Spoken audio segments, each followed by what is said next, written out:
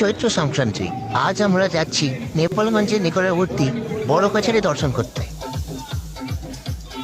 নেপালগঞ্জের নিকটবর্তী বিভিন্ন গ্রামের পুণ্যার্থীরা চৈত্র সংক্রান্তির ভোরবেলায় কালীঘাট মন্দিরে পুজো দিয়ে কলসিতে গঙ্গা জল ভর্তি পাক কাঁধে নিয়ে দীর্ঘ পথ পায়ে হেঁটে বড় কাছারির উদ্দেশ্যে রওনা হয়।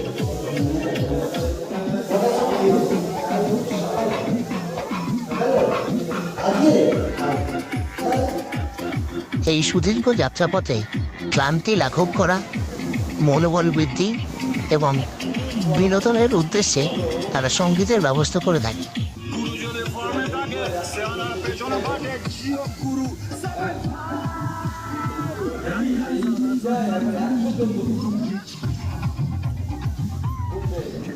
গ্রীষ্মের এই তপ্ত দাবদাহে যাত্রীগণকে সাময়িক স্বস্তি দেওয়ার উদ্দেশ্যে গ্রামের স্বেচ্ছাসেবকেরা রাস্তার বিভিন্ন অংশে জলছত্রের নির্মাণ করে থাকে।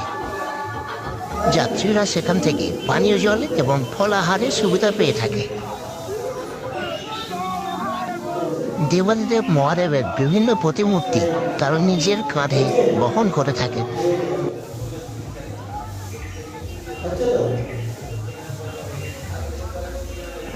ভোলে বাবা পার করেগা বা বোম বোম তারক বোম, এগুলি হলো পুণ্যার্থীদের এগিয়ে যাওয়ার মূল মন্ত্র। রাস্তার দুই ধারে বিভিন্ন রকমের দোকানের সমাগম দেখা যায়।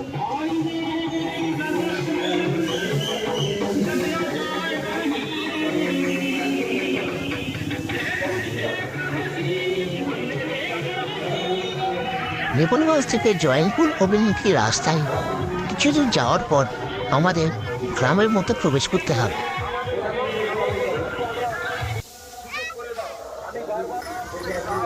অসংখ্য মানুষের জনসমাগমের ফলে এই সংকীর্ণ রাস্তা দিয়ে খুবই ধীর গতিতে এগোতে হবে।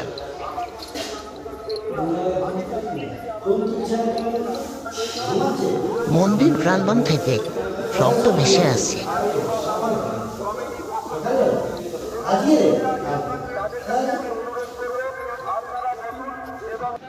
অবশেষে আমরা পৌঁছে গিয়েছি আমাদের গন্তব্যস্থল বড় কাছারিতে।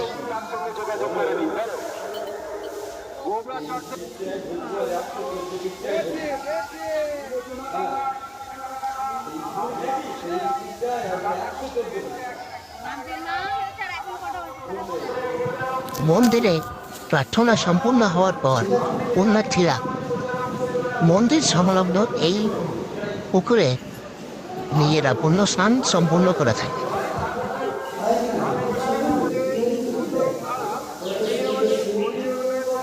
মন্দিরে প্রবেশ করার পূর্বে যাত্রীরা এই সংরক্ষণস্থলে নিজেদের বাঁকগুলি সংরক্ষণ করে তারপর মন্দিরে প্রবেশ করে।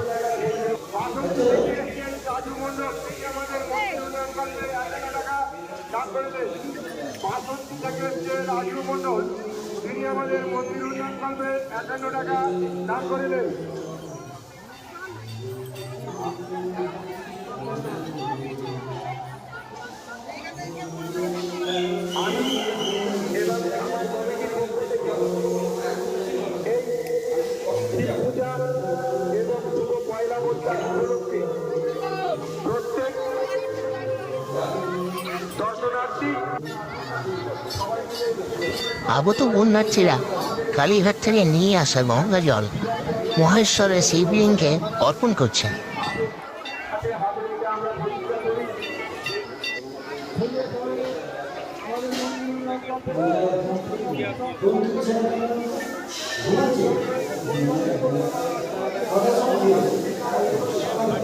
অনেকেই দীর্ঘক্ষণ প্রখর রৌদ্রে হেঁটে আসার পর একটু বিশ্রাম করে নিচ্ছেন।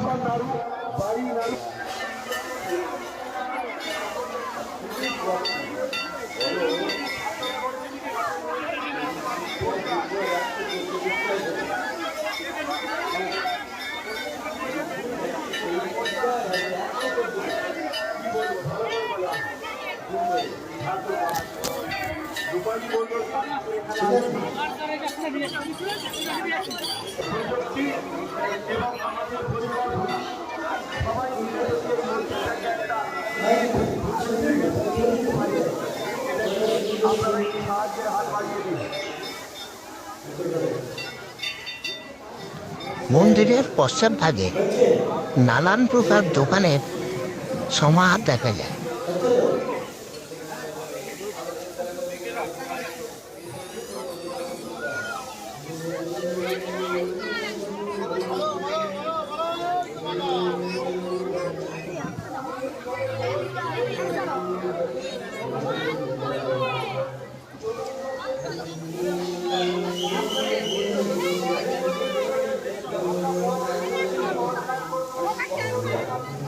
বড় কাছারি দর্শন সম্পূর্ণ হলো। এইবার এগিয়ে যাওয়া যাক চম্পলাইবাগ গ্রামের চড়ক উৎসব উদযাপনের উদ্দেশ্যে। আমরা চলে এসেছি নেপালগঞ্জের। ভিডিওটি পছন্দ হলে অবশ্যই লাইক এবং শেয়ার করবেন এবং বাংলা সংস্কৃতিকে সকলের মধ্যে ছড়িয়ে দিতে সাহায্য করবেন। ধন্যবাদ।